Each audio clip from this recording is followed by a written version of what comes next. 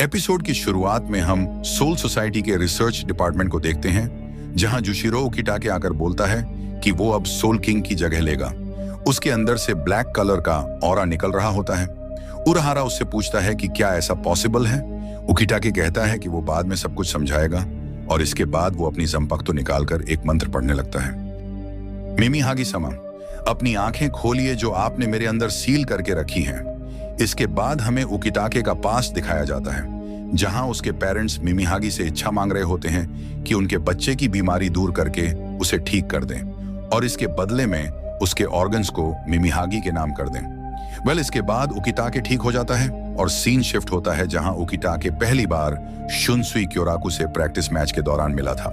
Match के बाद वो शुनसुई के साथ जाकर अपने छोटे बहन भाइयों के लिए मिठाई खरीदता है एंड दोनों बहुत अच्छे दोस्त बन जाते हैं। इसके कुछ टाइम बाद उकिटाके शुनसुई को मिमिहागी के टेंपल में लेके जाता है। वहां वो उसे मिमिहागी की मूर्ति दिखाता है। इसे देखकर शुनसुई कहता है कि लगता है वो अफवाहें सच थीं। कहा जाता है कि काफी समय पहले सोल किंग की एक बेहद ताकतवर चीज उससे अलग होकर आसमान से नीचे गिर गई थी। सोल किंग अभी भी रॉयल पैलेस में है, लेकिन अगर तुम इस चीज को गौर से देखो तो ये चीज बिल्कुल एक मुट्ठी की तरह दिखती है। कहा जाता है कि सोल किंग का शरीर खुशियां लाता है। इस पर उकिटाके अपने बचपन के बारे में बताता है कि किस तरह वो आज भी जिंदा है, लेकिन अभी भी उसकी बीमारी पूरी तरह से ठीक नहीं हुई है। बट उसकी कंडीशन जो भी हो, वो 13 डिविजन्स के कैप्टन बनने के अपने सपने को पीछे नहीं छोड़ेगा। इसके बाद सीन शिफ्ट होता है सेंट्रल 46 की तरफ, जहां वो लोग युकिटाके को एक न्यू वाइस कैप्टन अपॉइंट करने को बोलते हैं, क्योंकि उकिटाके का वाइस कैप्टन एक लड़ाई के बीच मारा जाता है। उकिटाके मना कर देता है। इस पर वो लोग कहते हैं कि वो बहुत बीमार है, यहां तक कि एक हॉलो के साथ लड़ाई में उसकी हालत खराब हो गई थी, इसीलिए उसे एक न्यू वाइस कैप्टन अपॉइंट कर लेना चाहिए। उकिटाके नहीं मानता और कहता है कि अगर मैं लड़ाई में नहीं टिक सका तो बहुत आसानी से मर जाऊंगा। मेरे मरने के बाद आप अपनी मर्जी का एक न्यू कैप्टन रख सकते हैं, लेकिन मैं इतनी आसानी से मरने वाला नहीं हूं। खैर, इसके बाद सीन शिफ्ट होता है वापस प्रेजेंट में, जहां उकिटाके अपने शरीर में से मिमिहागी की पावर को अनसील कर रहा होता है।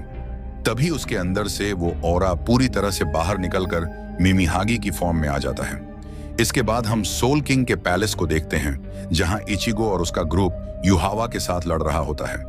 योरुची, साडो और गांजो के साथ मिलकर युहावा का ध्यान भटकाती है और ओरिहिमे सोल किंग को वापस हील करने की कोशिश करती है, बट उसकी हीलिंग किसी काम नहीं आती और युहावा योरुची और बाकियों के हमले को डॉज करके उन पर अटैक करता है। इसके बाद वो कहता है कि इस सब का कोई फायदा नहीं, तुम सब के सब बेवकूफ हो।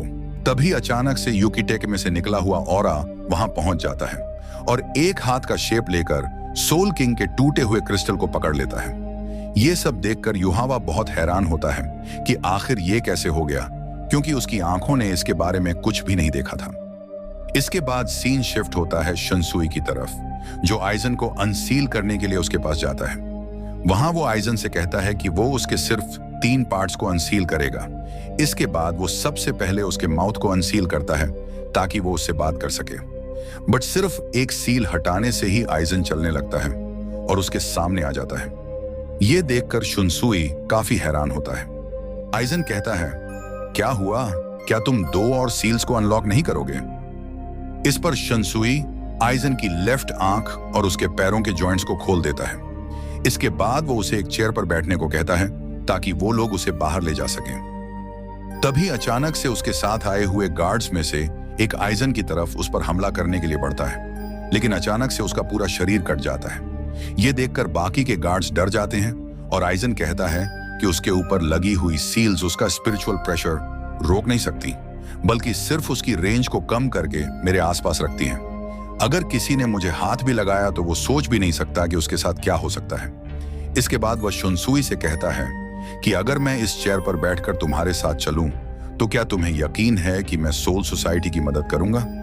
शुनसुई कहता है कि मैं तुमसे सोल सोसाइटी के लिए मदद मांगने नहीं आया, बस ऐसा लगता है कि हम दोनों के गोल्स थोड़े बहुत एक जैसे हैं।